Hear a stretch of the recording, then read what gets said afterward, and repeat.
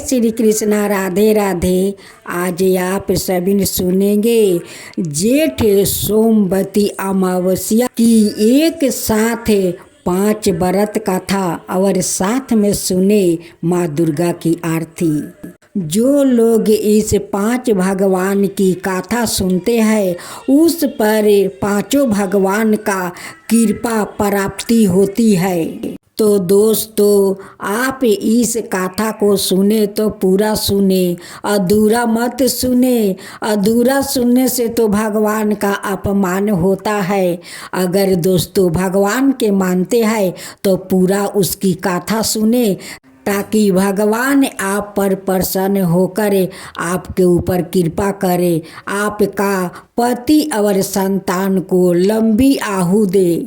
सुनेंगे सोमवती अमावस्या की पूजा विधि। सुबह मौन रहकर किसी भी पवित्र नदी में स्नान करें। इससे पितरों को भी शांति मिलती है। सूर्या और तुलसी को जल अर्पित करके गायत्री मंत्र का उच्चारण करें। तुलसी की 108 बार परिक्रमा करे। शिव की प्रतिमा पर जल चढ़ाए। गाय को दही चावल खिलाए। हो सके तो पूरा दिन मौन व्रत धारण रखे। पीपल के पेड़ के पास जाए, वहाँ पास में ही तुलसी भी रखे। उस पर दूध दही रोली चंदन अक्षत फूल माला हल्दी काला तिल चढ़ाए। पान हल्दी की गांठ ओ धान को पान पर राख कर तुलसी को चढ़ाए। पीपल के पेड़ के चारों ओर 108 बार धागा लपेटते हुए परिक्रमा करे। इस दिन कुछ सामान के साथ भी परिक्रमा की जाती है, जैसे बिंदी, टॉफी, चूड़ी, मेहंदी, 20 कट आदि। आप कुछ भी सामान 108 बार लेकर 108 बार पीपल की परिक्रमा करे। फिर उस सामान को विवाहित कन्याओं को बांट दे। घर में रुद्राभिषेक करवाए। पूरी खीर आलू की सब्जी बनाकर पहले पितरों को अर्पण करे, फिर खुद ग्रहण करे। कपड़े अन्न मिठाई का दान करे। अब आप सुने सोमवती अमावस्या की कथा। सोमवती अमावस्या से संबंधित अनेक कथाएं प्रचलित है। परंपरा है कि सोमवती अमावस्या के दिन इन कथाओं को विधि पूर्वक सुना जाता है। एक गरीब ब्राह्मण परिवार था, जिसमें पति पत्नी के अलावा एक पुत्री भी थी। पुत्री धीरे धीरे बड़ी होने लगी। उस लड़की में समय के साथ सभी स्त्रियों गुणों का विकास हो रहा था। लड़की सुंदर और संस्कारित और गुणवान भी थी, लेकिन गरीब होने के कारण उसका विवाह नहीं हो पा रहा था। एक दिन ब्राह्मण के घर एक साधु पधारे, जो कि कन्या के सेवा भाव से काफी प्रसन्न हुए। कन्या को लंबी आयु का आशीर्वाद देते हुए साधु ने कहा कि कन्या के हथेली में विवाह योग रेखा नहीं है। ब्राह्मण चंपित ने साधु से उपाय पूछा कि कन्या ऐसा क्या करे कि उसके हाथ में विवाह योग बन जाए।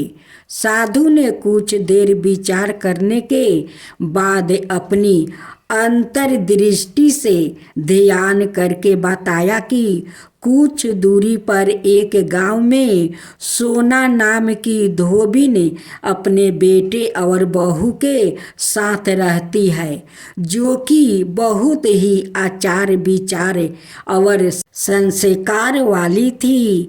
पति परायण है। यदि यह कन्या उसकी सेवा करे और वो महिला इसकी शादी शादी में अपने मांग का सिंदूर लगा दे। उसके बाद इस कन्या का विवाह हो जाए। इस कन्या का बेभाव योग मिट सकता है। साधु ने यह भी बताया कि वो महिला कहीं आती जाती नहीं है। यह बात सुनकर ब्राह्मणी ने अपनी बेटी से धोबिन की सेवा करने की बात कही। कन्या सुबह ही उठकर सोना धोबिन के घर जाकर सफाई और अन्याय सारे काम करके अपने घर आपस आ जाती है। सोना धोबिन अपनी बहू से पूछती है कि तुम तो सुबह सुबह उठकर सारे काम कर लेती हो और पता भी नहीं चलता।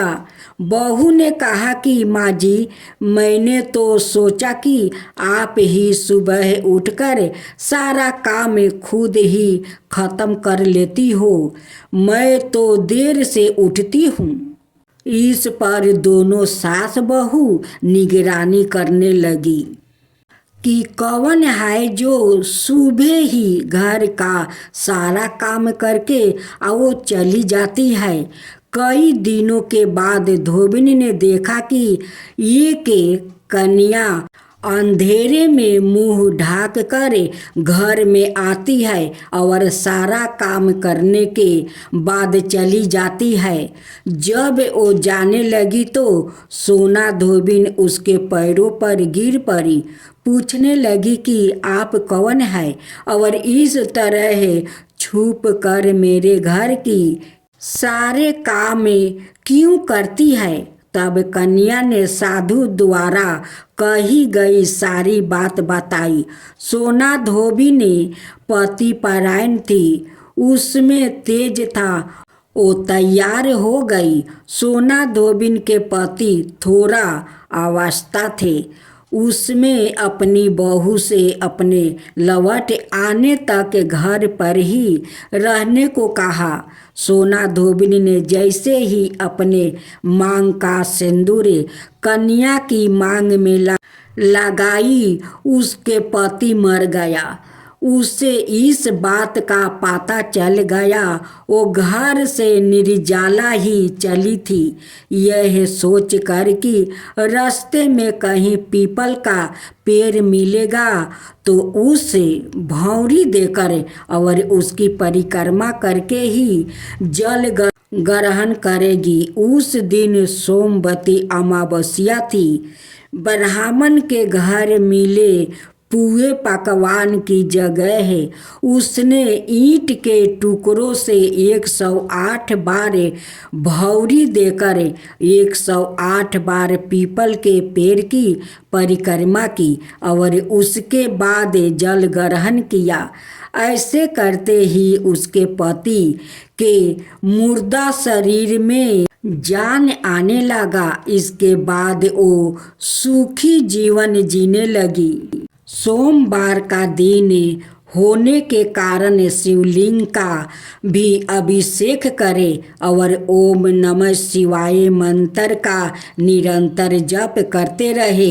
इस बीच मंत्र से भोलेनाथ शीघ्र प्रसन्न हो जाते हैं और साधक की सभी मनोकामना पूर्ण कर देते हैं। इसके साथ साथ पितरों की चालीसा आदि का पाठ करें। जय श्री कृष्णा। राधे राधे। आज आप सुनेंगे वट सावित्री व्रत पूजा विधि और साथ में सुनेंगे गाथा। इस दिन सुबह जल्दी उठकर स्नान कर ले। इसके बाद साफ कपड़े पहनकर पूरा श्रृंगार करे। पूजा की पूरी सामग्री लेकर वट वृक्ष के नीचे जाए। आप चाहे तो घर में छोटा सा वट वृक्ष लगाकर भी पूजा कर सकती है। पूजा करने से पहले उस जगह की अच्छे से सफाई कर ले और सारी समग्रही राख ले। वृक्ष के नीचे लाल कपड़ा बिछाए और उस पर सावित्री, सत्यवान और यमराज की फोटो स्थापित करे। दीप और धूप प्रज्वलित करे। फल फूल, रोली, मोली, सिंदूर, चाना आदि चीज़ें अर्पित करे।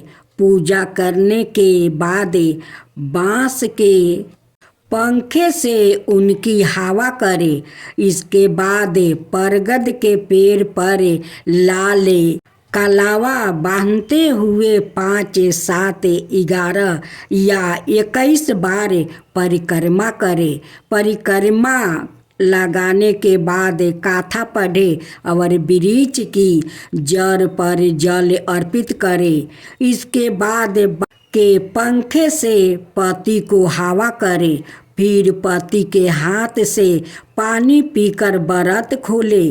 पूजा के बचे चने प्रसाद के तैर पर सभी को बांट दे और सास ससुर का आशीर्वाद प्राप्ति करे। अब बट सावित्री का कथा। स्कंद पुराण में देवी सावित्री के पति सत्यवान की मृत्यु हो जाने पर सावित्री द्वारा पति के प्राण वापस लाने की कथा का जिक्र बट सावित्री व्रत कथा में किया गया है। इस कथा के विषय में कहा गया है कि यह कथा सौभाग्य प्रदान करने वाली है। इसलिए बट सावित्री व्रत के दिन बट वृक्ष के नीचे इस कथा का विस्तार पूर्वक पाठ करना चाहिए और सुहागिन महिलाओं को इस कथा को सुनना चाहिए। राजसी अश्वपति की एकमात्र संतान थी। सावित्री विवाह योग्य होने पर सावित्री ने बनवासी राजा धूमत सेन के पुत्र सत्यवान को पति रूप में चुना। लेकिन नारद जी ने उन्हें बताया कि सत्यवान अल्पाहु है और ठीक 1 बरस बाद उनकी मृत्यु निश्चित है। तो भी सावित्री अपने निर्णय से हटी नहीं। वो समस्त राज वैभव त्याग कर सत्यवान के साथ उनके परिवार की सेवा करते हुए वन में रहने लगी। जिस दिन सत्यवान के महापरायण का दिन था उस दिन वो लकड़ियाँ काटने जंगल गया। सावित्री भी उनके साथ चली गई। लकड़ी काटते काटते अचानक से सत्यवान के सिर में दर्द होने लगा। सावित्री ने कहा कि आप कुछ देर मेरी गोद में सिर रख कर सो जाइए, फिर हम आश्रम की ओर चलेंगे। सावित्री बट वृक्ष के नीचे बैठ गई और सत्यवान उनकी गोद में सिर रख कर लेट गया। तभी सावित्री ने देखा कि सांवले पिंगल बरन वाले किरीटधारी काले वस्तु पहने हुए साक्षात सूर्य के समान उदित हुए पुरुष उनके सामने खड़े हैं। सावित्री ने उन्हें प्रणाम किया और उनसे पूछा कि आप कौन हैं। इस पर यमराज ने कहा कि मैं सब प्राणियों के लिए भयंकर और कर्मों अनुसार उनका उचित दंड देने वाला यम हूँ। सो हे पतिव्रता सावित्री, गोद में पड़े हुए तुम्हारे पति की आहु समाप्त हो गई है, इसलिए मैं उन्हें लेने आया हूँ। ऐसा कहकर यमराज ने सत्यवान के शरीर से अंगुष्ठा मात्रा शरीर वाले जीवन आत्मा को बलपूर्वक निकाल लिया और यमपुरी की ओर चलना शुरू किया। सावित्री भी यम के पीछे पीछे चलने लगी। यमराज ने सावित्री से कहा कि कोई भी जीव बिना आहु समाप्त हुए यम मार्ग से नहीं जा सकता है, इसलिए तू लौट जाओ। सावित्री ने यमराज से कहा कि आप जैसे सज्जन पुरुष के साथ मैं चल रही हूँ। मेरे पति आपके साथ है तो मुझे आपके साथ चलने में कोई शर्म और गलनियाँ नहीं हो रही है। दूसरी बात, स्त्रियों के लिए इस पृथ्वी लोक में पति को छोड़कर कोई अन्य स्थान नहीं है, इसलिए मैं आपका अनुगमन कर रही हूँ। सावित्री की मधुर बातें सुनकर यम ने कहा कि मैं तुम्हारी बातों से प्रसन्न हूँ, इसलिए तुम्हें 3 वरदान देता हूँ। तुम्हारी जो इच्छा हो सो वर मांग लो। सावित्री ने तब यमराज से अपना खोया हुआ राज्य, सास ससुर के आँखों की रोशनी और सत्यवान से अपने 100 पुत्र के होने का वरदान मांग लिया। तत्काल ही यमराज ने तथास्तु कह दिया। अब यमराज को लगा कि अब सत्यवान को यम लोग ले जा पाना संभव नहीं और इस कारण अपने वरदान के जाल में फंस कर यमराज ने सत्यवान की आत्मा को मुक्ति कर दिया और सावित्री को लौटा दिया। सावित्री पति के साथ अपने आश्रम लौट आई। सावित्री ने अमावस्या का व्रत किया, जिसके प्रभाव से सास ससुर की आँखों की रोशनी लौट आई। इनका राज्य विकसित हो गया और 100 पुत्र रत्न प्राप्ति हुआ। अब आप सुने यमराज भगवान और गरीब किसान की प्रेरणादायक कथा। बहुत समय पहले की बात है। भारत के एक दूर दराज गांव में एक किसान, मेहनती किसान रहता था। उसका नाम हरिया था। हरिया के पास ना तो ज़्यादा ज़मीन थी और ना पैसा, ना कोई बड़ा घर, लेकिन उसके पास था इनाम, मेहनत और भगवान पर अटूट विश्वास। हर रोज सुबह वो सूरज उगने से पहले उठता है, भगवान को नमस्कार करता है और खेतों की ओर निकल पड़ता है। कभी तेज धूप, कभी बरसात तो कभी भूख, कुछ भी उसकी मेहनत को नहीं रोक सकता था। लोग कहते थे कि हरिया गरीब जरूर है, लेकिन उसका मन हीरा है। वो अक्सर एक ही बात दोहराया करता था, मेहनत से डर मत, भगवान देर करता है पर अंधेर नहीं करता है। एक शाम जब हरिया खेत में काम खत्म कर घर लौट रहा था, अचानक एक गहरी गंभीर आवाज उसके कानों में गूंजी, हरिया अब तेरा समय पूरा हो गया है, चल मेरे साथ। हरिया ने चौंक कर देखा, उसके सामने यमराज भगवान खड़े थे। उनका विशाल शरीर, सुनहरा मटुक, भयंकर रूप और उनके साथ उनका वाहन काला भैंसा भी था। हरिया ने हाथ जोड़कर नरमाता से कहा, प्रणाम यमदेव, अगर आपका बुलावा आ गया है तो मुझे चलना होगा, पर कृपा करके पहले मेरी बात तो सुनिए। हे प्रभु, मेरा पास कोई धन नहीं है, पर मेरी बूढ़ी माँ और छोटे छोटे बच्चे हैं। मैं चला गया तो वो भूखे मर जाएंगे। मुझे 1 साल का समय दीजिए, खेत की पूरी फसल काट कर कुछ अन्न और पैसे इकट्ठा कर लूं, ताकि मेरे बाद मेरा परिवार जीवित रह सके।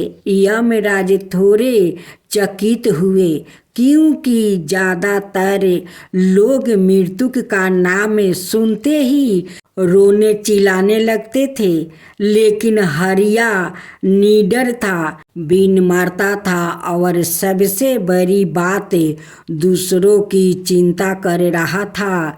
यमराज बोले, हरिया, तू जानता है कि मृत्यु के निश्चय है, फिर भी तू डर नहीं रहा है।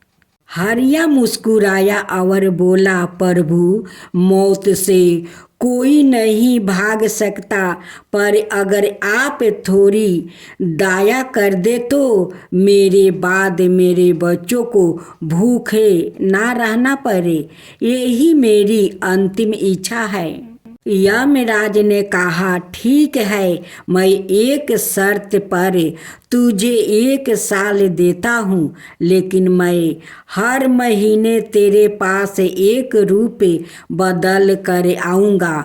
अगर तू मुझे पहचान गया तो साल पूरा हो जाएगा, अगर नहीं पहचाना तो यहीं से तुझे यमलोक ले जाऊँगा।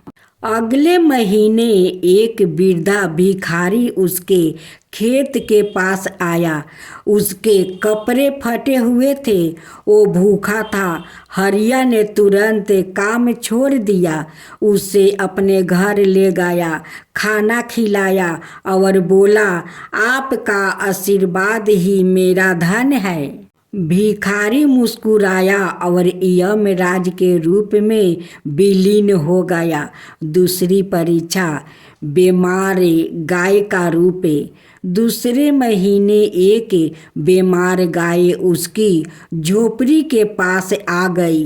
लोग उसे भगाने लगे, लेकिन हरिया ने उसकी सेवा की, इलाज की, घास पानी दिया और कहा, यह भी तो भगवान की रचना है, इसका दुख मिटाना भी मेरा धर्म है। यमराज फिर प्रसन्न हुए। ऐसे ही समय बीत गया।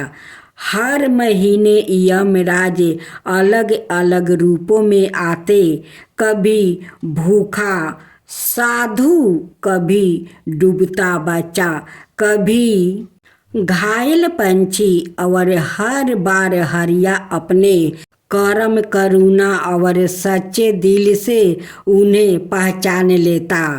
1 साल पूरा हो गया। यमराज अपने असली रूप में प्रकट हुआ। उन्होंने हरिया से कहा, हरिया, तूने मेरी हर परीक्षा पास की है। तू गरीब हो सकता है, लेकिन तेरे जैसा कर्म योगी और दयालु मनुष्य दुर्लभ है। अब मैं तुझे आशीर्वाद देता हूँ, तुझे अभी मृत्यु नहीं मिलेगी। तू लंबा जीवन जिएगा, सुखी रहेगा और तेरे बच्चों का भविष्य उजियाल होगा। यमराज आकाश में विलीन हो गया और हरिया की आंखों से आंसू निकल पड़े। खुशी के आंसू। गांव में यह बात फैल गई और हर कोई कहने लगा, भगवान कर्म को देखते हैं, रूप और धन को नहीं। दुर्गा जी की आरती। जय अम्बे गौरी मैया, जैसा माँ गौरी, बरमानी रुद्रानी, तुम कमला रानी, तुमको निस दिन धावत हर बर माँ शिवजी, अगम निगम बाखानी तुम शिव पति रानी। जय अम्बे गौरी। मांग सिंदूर विराजत टीको मृग मध्य को। 64 योनि गावत नृत्य करत भाको। उजाल से धावो नैना चंद्र बदननी को। बाजत ताल मृदंगा और बजत डमरू। जय अम्बे गौरी। जय अम्बे गौरी। कालक समान काले वरे रक्तंबर राजे। तुम हो जग की माता तुम ही हो भारत। रक्त विष्णु गले माला कुंडल पर साजे। भक्तन की दुख हरता सुख संपत्ति करता। जय अम्बे गौरी। जय अम्बे गौरी। केहिरी वाहन राजते खरंग खपर धारी। भूंजा चारयति शोभत बर मुर्दा धारी। सुर नर मुनि जन सेवके तिनके दुखिहारी। मनोबचित फल पावत सेवक नर नारी। जय अम्बे गौरी। जय अम्बे गौरी। कोटिक चंदन दिवाकर समिराजत ज्योति। साल के तुके राजति कोटि रतन ज्योति। जय अम्बे गौरी। जय अम्बे गौरी। शुभ निशुभ बिदार महिषासुर घाती। माँ अम्बे जी की आरती जो कोई नर गावे। जो कोई नर गावे। धूर्मा बिलोचन नैना निस दिन मदिमाती। कहत शिवानंद स्वामी सुख संपत्ति पावे। जय अम्बे गौरी। जय अम्बे गौरी। चंड मुंड सहारे सोनित बिजिहारे। जय अम्बे गौरी। मैया जय श्यामा गौरी। मधु काटब दाऊ मारे सुर भयहीन करे। तुमको निस दिन धावते हरि बर माँ शिवजी। जय अम्बे गौरी। जय अम्बे गौरी।